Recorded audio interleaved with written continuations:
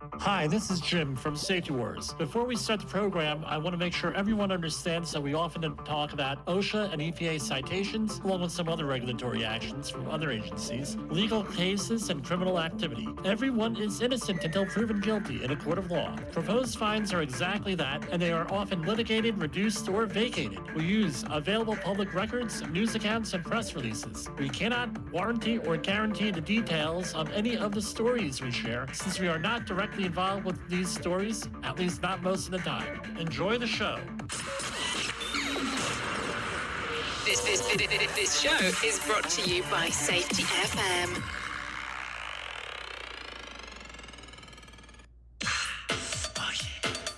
Oops, wrong song. We have a different situation going on here. Hold on.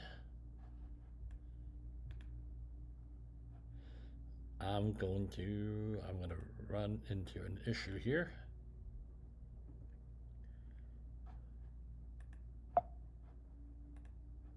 Don't ask me how that happened.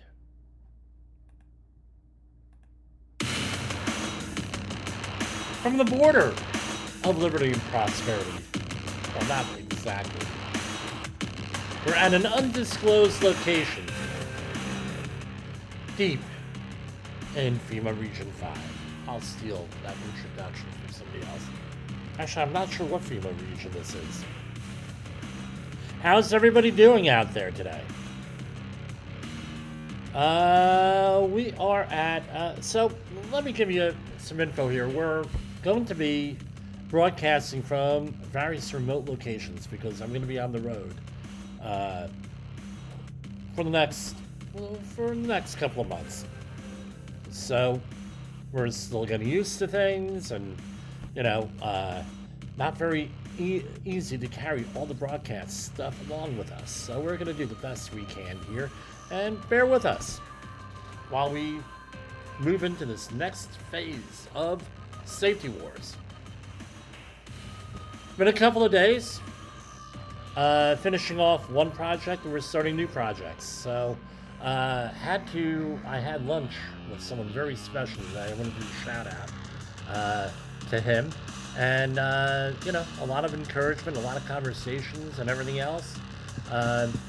This person is an author, a recent author, and we're going to be promoting his book once I read it, right? And if you are a listener to Safety FM, then you will be able to, you know who I'm talking about. So, anyway, you'll be hearing more about it in the next couple of days. Working on our own books or our own publications here. Anyway, it's here. It's Monday, April 14th. Tomorrow, I'm sure I'm going to be talking about Tax Day in the Titanic. Right, so tomorrow, April 15th, is the anniversary of the Titanic sinking. And I remember it was like one of my first disaster movies back in, had to be in the 1970s. I watched it with my parents and my father, explaining the importance of, and this, not importance so much, the significance of that whole event on American history, on maritime history. So I'll be sharing some of my thoughts on that. So we're going to do something a little bit controversial here. I had to do something a little bit, they say never trick your audience, right? And I always say, well, we're not here to trick the audience. What we are here for is to inform. We're here to educate. We're here to give you stuff that you don't see anywhere else out here. And, before everybody starts calling me, let me turn everything off here, because I see that happening once I start here. Oh, Jim, blah, blah. You know how it goes. Jim, you shouldn't be talking about that. That's shameful. Well, you know what we're going to talk about? And it's primarily safety in the news, and government policy, things of that nature. And if we manage to go into hour 2, what do we talk about? Politics. So, anyway, this is from the EEOC, right? Here, Equal Employment Opportunity Commission, right? EEOC. And let's go here. And, if it's government website, we're going to obviously be sharing it for you. So here we have prohibited employment policies and practices. Under the laws enforced by the EEOC, it is illegal to discriminate against someone, applicant or employee, because of that person's race, color, religion, sex, including transgender status, sexual orientation, and pregnancy. This is right off of the website today. National origin, age, meaning 40 or older. So, you better pay attention to that if you're dealing with me, right? I joke, right? Disability or genetic information. Genetic information, that's a new one because of sites like 23andMe, and there are other sites out there. Right? And it is also illegal to retaliate against a person because he or she complained about discrimination, filed a charge of discrimination, or participated in an employment discrimination investigation or lawsuit. The law forbids discrimination in every aspect of employment. The laws enforced by the EEOC prohibit an employer or other covered entity from using neutral employment policies and practices that have a disproportionately negative effect on applicants or employees of a particular race, color, religion, sex, including, pregnancy, sexual orientation, transgenderism, or national origin, or an individual with a disability or class of individuals with disabilities. If the policies or practices at issue are not job-related and necessary to the operation of business. The laws enforced by the EEOC also prohibit an employer from using neutral employment policies, practices that have a disproportionate negative impact on applicants or employees above 40 or older. And it goes through this whole thing, how we're not supposed to do this, we're not, EEOC, and we have the Americans with Disabilities Act, we're not going to discuss that, and everything else. Now let me go back to the regular screen here because I have some non-governmental websites we're going to talk about here. So here we have, this is off of what we used to call chat rooms or message boards, one of the popular ones. Quora is this one, Quora. Right, so this is on, is it considered rude to ask an acquaintance about his or her race or ethnicity? And this is one. Yes, I think it's rude to ask, but not a deal breaker. It is rude to naturally bring up the same about yourself as soon as you feel comfortable enough. That is the natural way. And going on, right? And it goes on and on. Basically, rudeness is what everything here is talking about. Discrimination here and everything else. All right, so let's go on.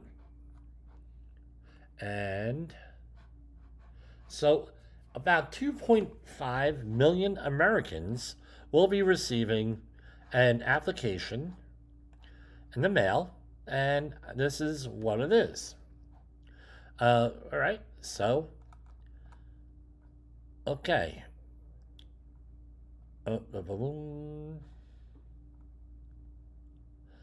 What is the person's age, and what is the person's date of birth?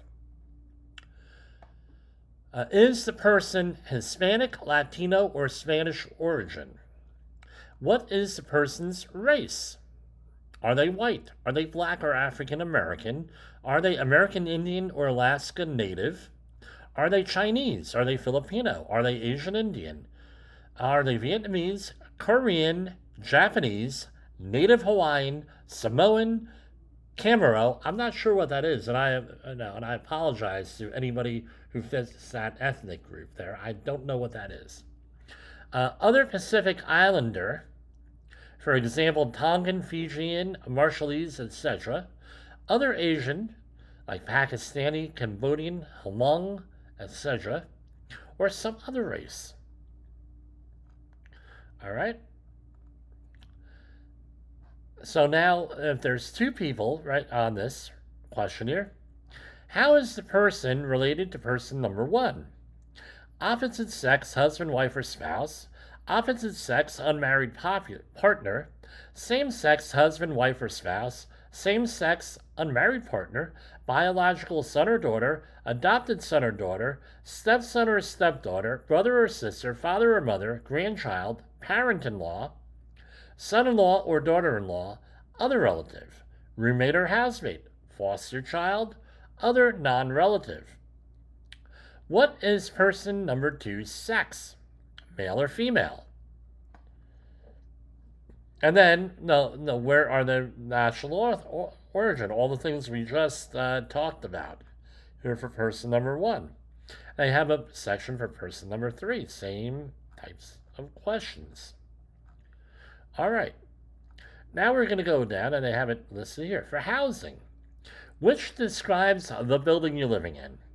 A mobile home, a one-family house, detached from any other house, a one-family house attached to one or more houses, aka a duplex, a building with 2 apartments, a building with 3 or 4 apartments, a building with 5 to 9 apartments, and it goes on and on and on, a boat, RV, van, etc., down by the river. Just joking on that one, right? If you know the joke, you know the joke. Well, about when was this building built? And it has a whole list of things. At what point did person number one move into this house, apartment, or mobile home? How many acres is this house or mobile home on? In the past 12 months, what were the actual sales of all agricultural products from this property? Has a whole list. How many separate rooms are in this house, apartment, or mobile home? How many of these rooms are bedrooms? Does the house, apartment, or mobile home have hot and cold running water, a bathtub or shower, a sink or with a faucet, a stove or range, or refrigerator? Is this house, an apartment, a mobile home connected to a public sewer? Can you or any other member of this household both make and receive phone calls when in the house? At this house, apartment, or mobile home, do you or any member of this household own or use any of the following types of computers? That's it, right? Desktop, smartphone, goes on. At this house, apartment, or mobile home, do you or a member of this household have access to the internet? Right? No. Hear about the $40 billion that went down the drain for universal access to the internet? Right? Didn't help anybody, and there was one television talk show host that went berserk on this, who's typically liberal. Do you have any member of this household have access to internet using, and it has a whole list. How many automobiles, vans, and trucks of 1-ton capacity or less are kept at home for use by members of this household? Do you have any member of this household own or lease an electric vehicle? Which fuel is most used for heating this house? It goes on, everything in here. Housing. Does this house, apartment, or mobile home use solar panels? What was the cost of electricity for this house? And it has a whole bunch of things on gas, right? Meaning home heating, gas, natural gas sort of thing. Cost of water and sewer. What was the cost of oil, coal, kerosene, wood for this house, apartment, or mobile home? Did you get benefits in the SNAP program, Supplemental Nutrition Assistance Program? Is this house, apartment, or mobile home part of a homeowners association or a condo association? Is this house, apartment, or mobile home, right? What is the monthly rent for this house? Does the monthly rent include any meals? How much do you think this house, lot, an apartment, or mobile home and lot of home would sell if it were for sale? What are the annual real estate taxes on this property? What is the annual payment for fire, hazard, or flood insurance on this property? Mortgage, right? Asks about mortgage payments, right? Does a regular monthly mortgage payment include payments for real estate taxes? Does a regular monthly mortgage payment right, include payments for fire hazard or flood insurance? Do you have any, right? Now, I'm going to tell you from our conversations with Dawn Becker, a lot of people don't even know what they're covered for. They have no freaking clue, right? What they're doing. That's not her words, those are my words. She's very polite, very nice, right? But they don't know what the hell's going on, a lot of people. Do you I'm going through a situation with my HOA, right, with this. Do you or any member of this household have a second mortgage? And it goes on with all that stuff. Person number 1. Please copy the name of person 1 from page 2. Where was this person born? Is this person a citizen? When did this person come to live in the United States?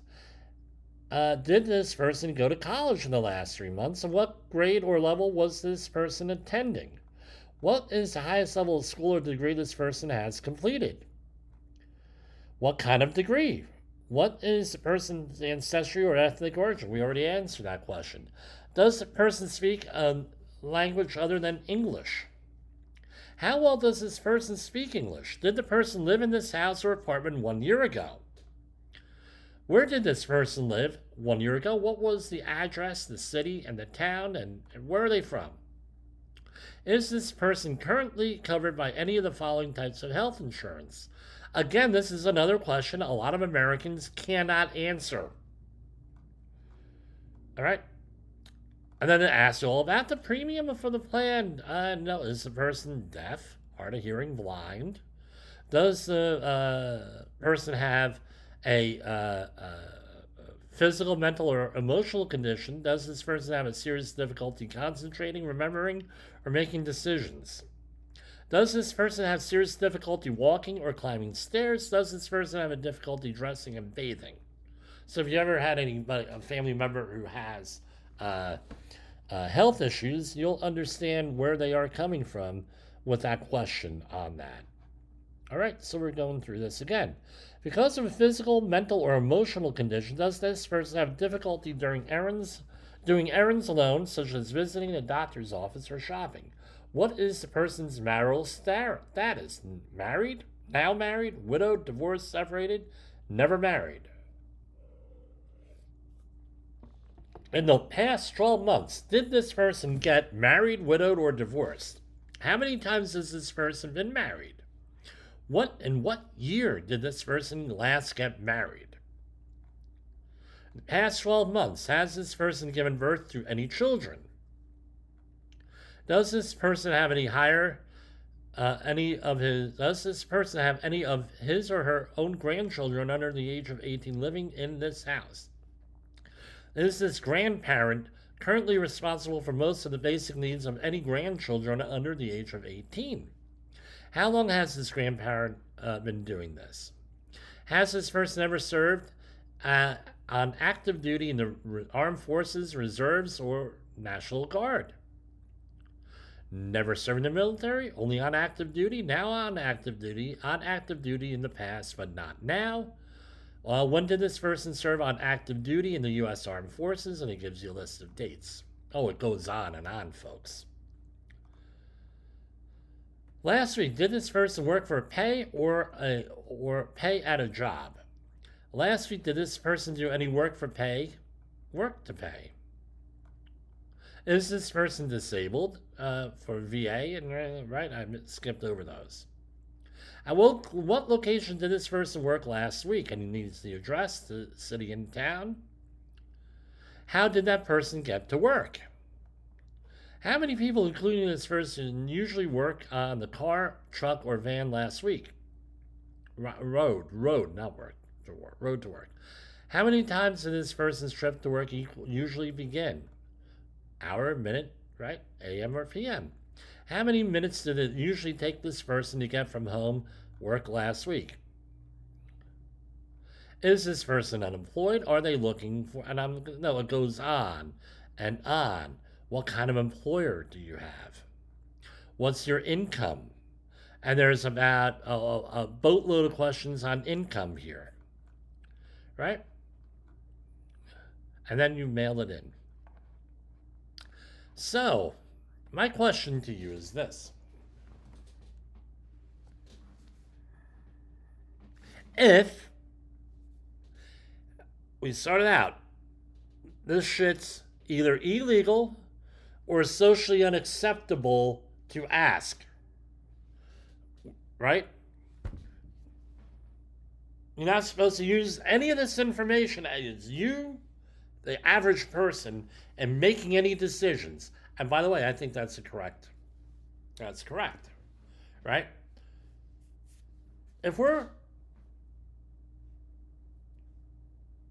we don't like it in polite society and in employment to ask these questions, why the bleep are we letting the U.S. Census ask these questions? Fair question. Why is that okay? And that's got to be now you're going to say, well, Jim, you're talking about U.S. Census. Isn't that once every 10 years? No, what I just read to you is the American Community Survey that's filled out like every 2 years or every year or something like that. I'm told, I've been researching this for 2 weeks now. It's just I got to concentrate on what I'm doing here. Why are we okay with this? Right? There's like 140 surveys that they do. What's the purpose? Why are we okay with this? We're supposed to be an inclusive society here. And as Morgan Freeman correctly pointed out, right, and several years ago, why do we keep on talking about this crap that divides us? Are we Americans? Are we human beings? Why? Valid question here. And I know that there's a lot of people out there who are very PO'd that they receive this survey. And it's supposed to be random. It's supposed to be like a 1 in 450 chance that you get this survey, sort of this. And they get angry. And so what do? Right? They don't answer the questions. With me, 1 year I lost the survey, I'll be honest with that. Right? With my lifestyle, which everybody points out is crazy. And they followed it up with a phone call. Mr. Polsley got to answer this. Well, okay, great. I answered it. Then what happened? Because this is like 50 questions. They say, well, it's only going to take a half an hour, 45 minutes. It took me like 2.5 hours, and I had to send this on over to my secretary, Tracy, because it was a business-oriented survey, to get numbers, right, for this. I had this survey, and they also have one for businesses, right? I can see what the business one, right, being because they have a business license and there's certain requirements. Fine, right? So, oh yeah, it's going to take a half an hour, 40. It takes hours to fill this out. And with the high illiteracy rates that we have here in this country, that's maybe another issue. Now the question is this: I'm not saying, and I would never, ever say do anything illegal. I think everybody knows that about me here, my regular listeners. We do not do or advocate doing anything illegal. If you do not fill this out and send it in when you're supposed to, that is a federal offense. Civil offense. Do they enforce it? Not really. Well, what happens if I don't answer? We have that answer too here. So, what's the whole history behind this thing? So what's the whole history behind the U.S. Census? And we have that right here. Hold on.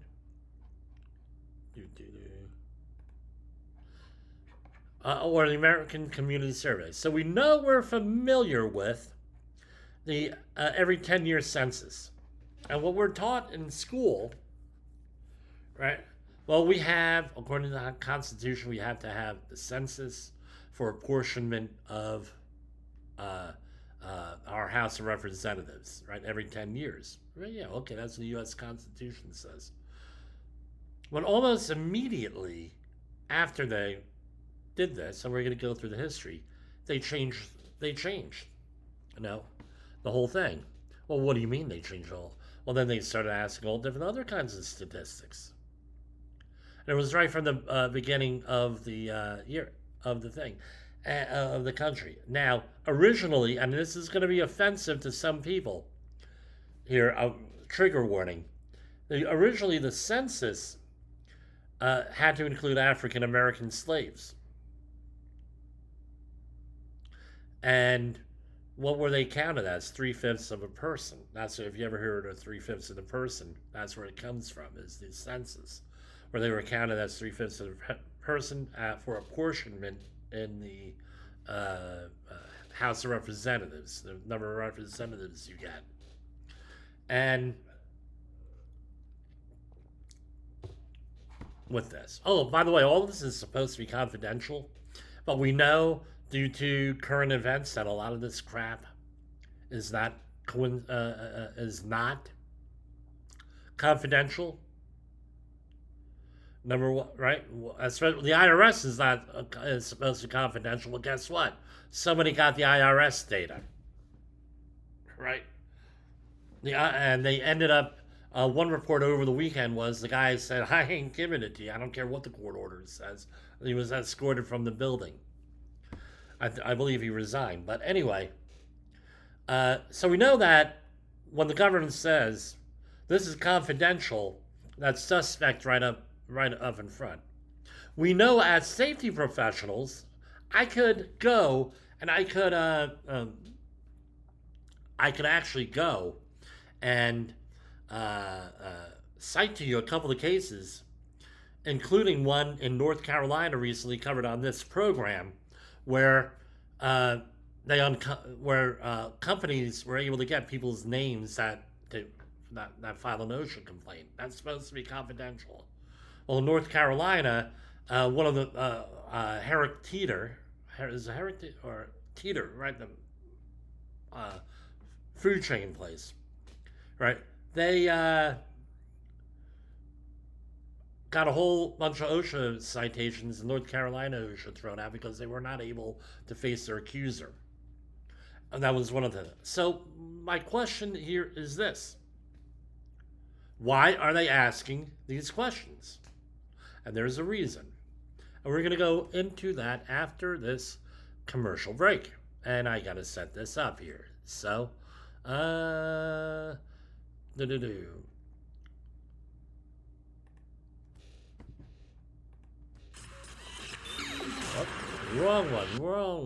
one here.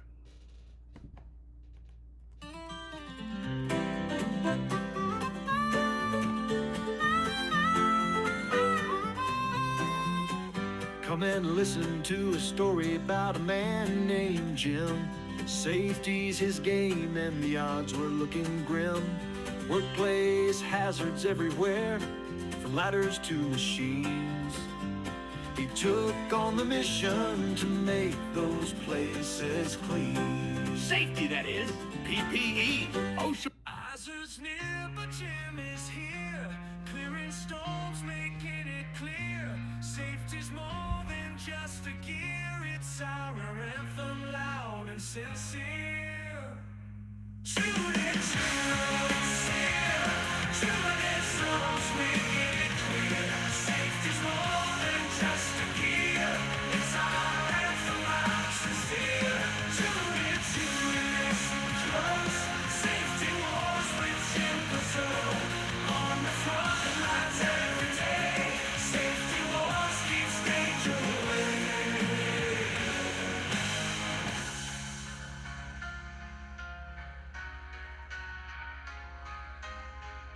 This is gonna blow your mind. There's a new daytime talk show on your local cable access station. What happens when safety, scandal, and heartbreak collide? Welcome to Safety Wars, the talk show. Today's episode is a doozy. Imagine confronting your unsafe supervisor who just happens to be your ex-wife's new hubby. Talk about a powder keg. But wait, there's more. We've got an exclusive interview with a corporate exec who's taken out life insurance policies on his riskiest workers, hoping to cash in on a deadly mishap.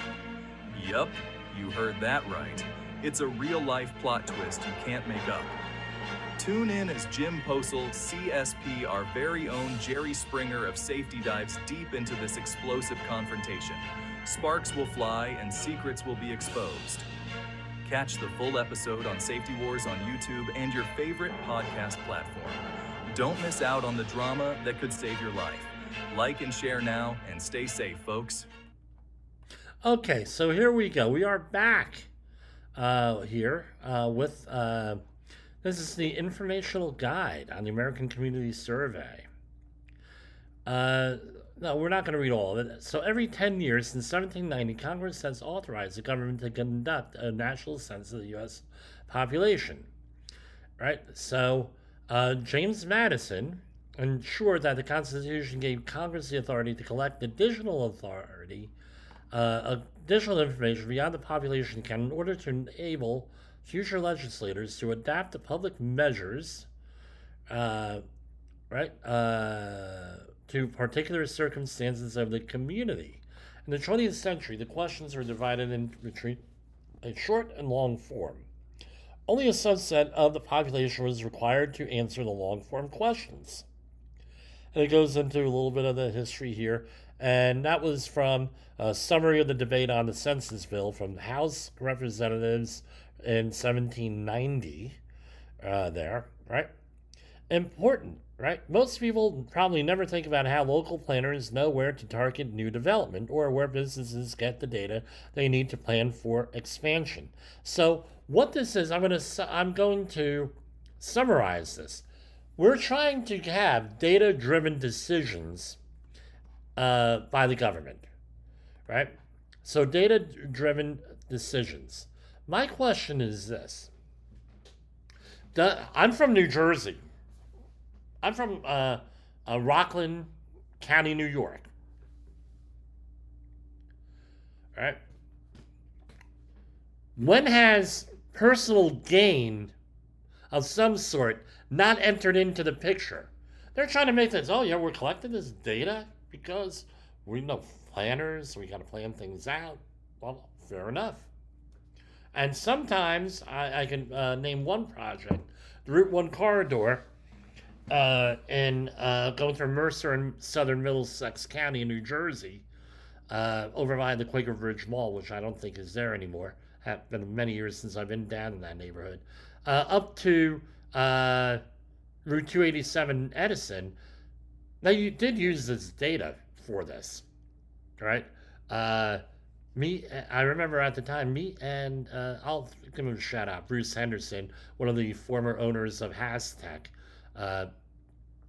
We had a conversation at the time. We were driving that road all the time. And yeah, they actually did use that. It took like 15 years of planning to do that. But, okay, great. When has money not entered into it or personal gain by the politicians? All the time. So right off the bat, right now they're trying to get you, well, hey, look, it's good for the community. It's good for this. It's good for that. But what happens is, especially in underserved communities, all right, especially with underserved communities, they don't see the positive impacts of this. When they're historically, they got to fill this out too. The ones that are compliant and fill this out, one of the arguments is, and all this data that I'm seeing, all these stories, is, hey, I was told it's going to benefit my community. There's no benefit to the community. So now, another reason, with lies, right? Here. And what does it do, right? Collection, processing, and dissemination, right? And you could go on the census document, the census webpage, and find out all different types of statistics for the United States. So federal agencies, throughout the federal government, agencies use the American Community Survey, ACS, to inform public policymakers to distribute funds and access programs. For example, the Department of Justice, Department of Labor, and EEOC use ACS estimates to enforce employment and anti-discrimination laws. The U.S. Department of Veterans Affairs uses ACS estimates to evaluate the need for health care. Now, let me point this out. All this has gone pretty much out the window. recently, right, with this, with the cuts, right? State and local agencies, same deal. We want to know about citizens, educational attainment, and everything else. Non-governmental organizations here, where they actually go out there and they use this stuff for this. Emergency planners use ACS estimates to find local statistics critical to emergency planning, preparedness, and recovery efforts. And they talk about severe weather, natural disasters. So we know on this show, we talked about how, right, with the LA fires, perfect example, the LA fires,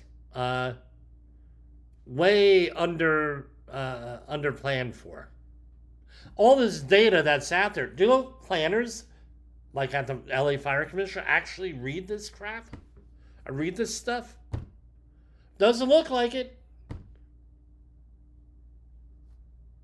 At all. Come on, guys. So this data's out there. Go on for some more. ACS estimates are available for tribal planners and administrators.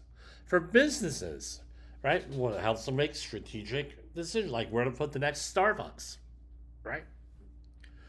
Right, and other community services. Educators.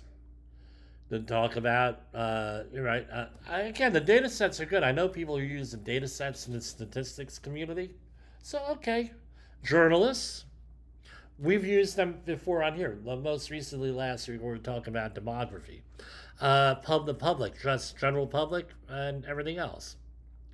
Right? How is it selected? 1 in 480 chance of being selected in a month, and no addresses should be selected more than once every 5 years. Right? So in other words, they'll really piss people off. Census Bureau mails questionnaires to 295,000 addresses a month across the United States. Right, so they do a small statistical sampling.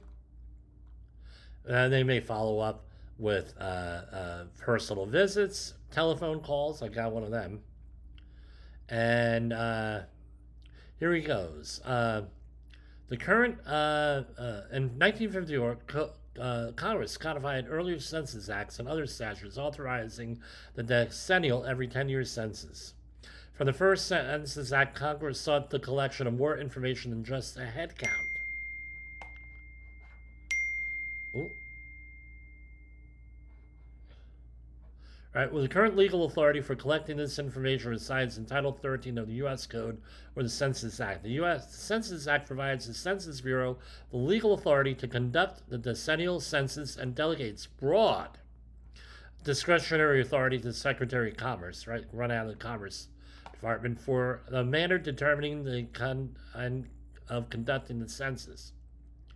Courts routinely have upheld the constitutionality of collecting census data, characterizing it as unquestionable. The power of Congress require both enumeration and collection of statistics. Courts have held that the Constitution, including the Fourth and Fifth Amendments, does not prohibit the gathering of other statistics in accordance, right? Again, here are some other questions. Do I have to respond to it? Yes. Right? So, just like you're required to respond to jury duty, okay, that's equivalent, right? You got to go to jury duty. Get a driver's license order to drive, that's a privilege. That's not a right. Pay for their taxes, tomorrow's April 15th, guys. Report their income. They also have an obligation to respond to census surveys. Someone came to my home to interview for the ACS. Is a legitimate, you got to double check whether these people are, right? Right, here you go. What if I don't know about the exact answer? Well, if no one in your household knows the answer to a question, the information cannot be referenced in a bill or other document, please give your best estimate. I'm concerned about identity theft. I just commented on that. Computer security is an oxymoron. Just to let you know. No such thing. Especially when they kick in with quantum computers in a couple of years. All this data is going to be open source. Doesn't the government already have the information? The answer is yes, but it's not statistically collected, and things like that. Remember, how many people lie on their taxes? A lot. We don't. I told my accountant everything is to be 100% correct on there. I don't want to have problems, right? Census Bureau is conducting research that's going to the use of information, right, and from other data sets from other agencies, right? And why do they ask for name and phone number? Again, and this is a filler, right? And they release that data all over that, right? So with that other information. So now you're right, we've been collecting this stuff for many, many, many, many years. Now let's with that. So what am I saying? My opinion, right? I'm going to give you my opinion. My opinion is a little bit too intrusive, and there's data, especially with the racial makeup of people.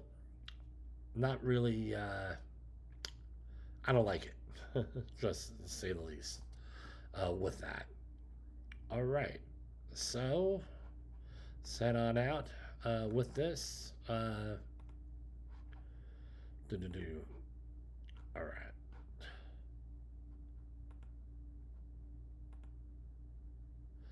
And we talked about that, right? So there are all different kinds of censuses here. So what, right? So what if people don't, right, with the housing questions, what do? They use, or any questions really, they have other ways of getting the information. Some proxy, my favorite one is proxy responses. If high-quality administrative records aren't available for an address after initial visit, census takers continue to visit the address. They still can't get a response after 3 visits, and they try to get information about the address from a neighbor. So now they're encouraging spying on your neighbor. Great, landlord or building manager. We refer to these as proxy responses. We also rely on these types of proxies to help us verify housing units that appear vacant or cannot be located.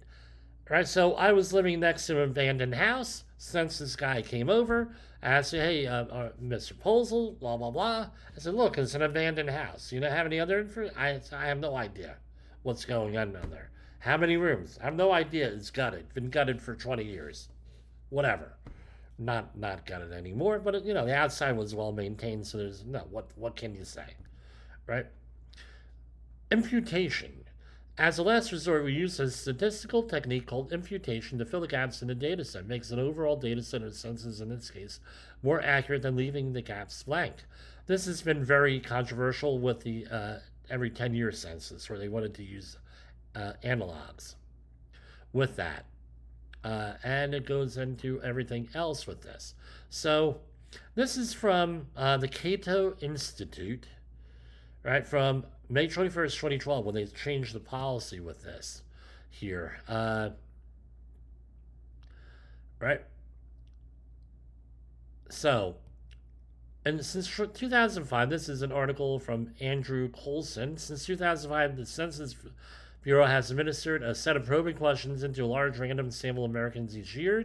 It's called the American Community Survey. Participation is mandatory, and the penalty for failing to apply is up to $5,000, which there's no records of anybody actually getting fined that. So the questions are prying, that are so prying that many people find it hard to believe the government would have the temerity to demand answers to them, and so conclude that it must be a scam operated by unscrupulous con artists. Others simply lack confidence in the federal government's promise to keep such information confidential, or perhaps not surprisingly, has shown itself incapable, or disinclined to keep its mouth shut about even life and death anti-terrorism operations. So in other words, this data goes on the shelf somewhere.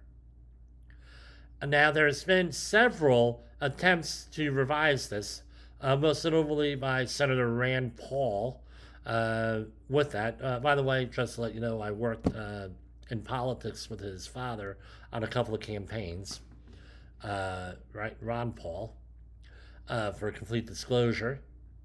And here, Americans rightly expect to live their lives with a reasonable level of privacy. The Fourth Amendment to the Constitution protects them from government searches unless there's some compelling reason for them, but the reasons for making the ACS mandatory are not all compelling to him, at least. Medical and social science researchers managed to deal with their inability to forcibly assign subjects to treatment and control groups. Political pollsters manage to reduce reasonable forecasts without being able to compel citizens to reveal how they will vote. And even when government is in possession of all necessary relevant data, it quite frequently makes, quote, idiotic, end quote, decisions anyway. So it isn't even clear that these ACS data would necessarily lead to more effective government programs. Right? Here we have another one. This is from the Pacific Legal Foundation. The Hill. What the government gets to know about you should be your choice. This is a article by Adi Nadir. My apologies. Adi Dinar, June 27th of 2022. Basically, a lot of the same questions here. The right to privacy is an American as apple pie or baseball game on the 4th of July. Simply put, what the government gets to know about you should be your choice to make. And if a government agent comes to your home asking you intrusive questions without a warrant or probable cause, you should have the undiluted right to tell them to take a hike. And so what the whole thing is, in conclusion, is evidence-based decision-making here with this. Now, on the international level, how's the information used? Right? And this is from UNFPA, United Nations Population Fund. Right? And how is the information useful? It's a rather lengthy article here. I'm just going to go into the highlights. Today, with major demographic shifts occurring and increased attention on international development, accurate and timely data are more important than ever. The unique advantage of the census is that it represents the entire statistical universe down to the smallest geographical administrative area of a country and region. Often a national census is the only source of information for identifying forms of social, demographic, or economic exclusion. And, of course, up to 107, and of the 231, I think this is more to the point here, right? So watch out for Agenda 2030 here. So right, we're going to be talking about that in the future here as we move closer to Agenda 2030 from the UN. Often a national census is only, right, up to 107 of 231 unique indicators of the Sustainable Development Goals. I'm going to bookmark this here, on here, right? Add bookmark, okay. Also provides data on disadvantage, right? So, and it's all about sustainable development. That 1992 Rio de Janeiro conference, right? And now we have Agenda 2030, and it goes into this, right? This is from 2012 from Andrew Biggs, from AEI, American Enterprise Institute, from 2012. He had given, is this the same Andrew Biggs? Yeah, it sounds like the same Andrew Biggs as with the OSHA Act, which we discussed here.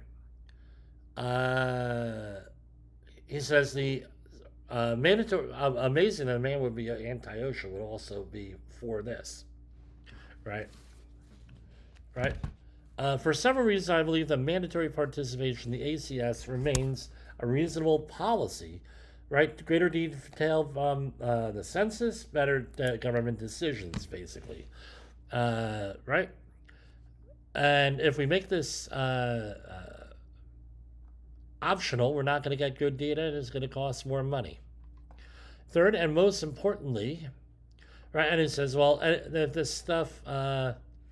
Now, if you violate policy, reportedly there's a $250,000 fine if you any worker releases this data. Third, and most importantly, without good data, policymakers are essentially flying blind, lacking solid knowledge of the Americans they need to assist. Right? Those who wish to make participation in ACS voluntary raise important points, and we should not allow our concern for individual policy to fade, even if we judge that mandatory participation is the best course. The United States government exists to serve the people, not vice versa. Nevertheless, I believe the government can best serve the American people by continuing to gather high-quality survey data. So my question to you, what's your thoughts? Right? In the safety industry, we have a couple of points. Number one is this. If you measure it, it can be manipulated. So how reliable is this data? I think the data is probably pretty reliable. But how many times does someone ask you a survey and say, well, what's your income? And your income, and you say an income 4 times higher than what you have on there. How are they going to double check that? Well, you're lying. Well, I don't know. I just closed a business deal today. No, maybe it is $400,000 a year. How do I know? Well, what was last year's income? Well, it's not official income for another 3 years, according to my information, because you got 3 years to file a tax return. I'm not saying don't file a tax return. I'm just saying it can't be finalized until 3 years afterwards. So I don't know what to tell you folks here. Obey the law. Obviously, that's what I'm going to tell you, number one. Number two, I think there are these questions on race, sexuality, things of that nature should not even be asked. This is, right, we fought a civil war here. Why are we doing this?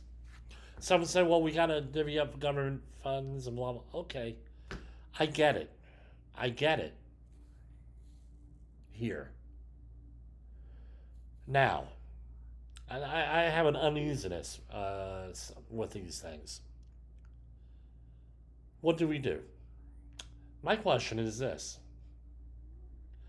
You go down to your local town hall, or planning board, and they start talking about, or zoning board, all this crap. Ask the question, did you use census data to collect this data? Or what were you? We're supposed to be doing data-driven decisions in this town. That's what we're always talking about, data. Where did you get your data from? I have a feeling that most towns are not even going to ask. Sort of like when you ask about fire control in the town.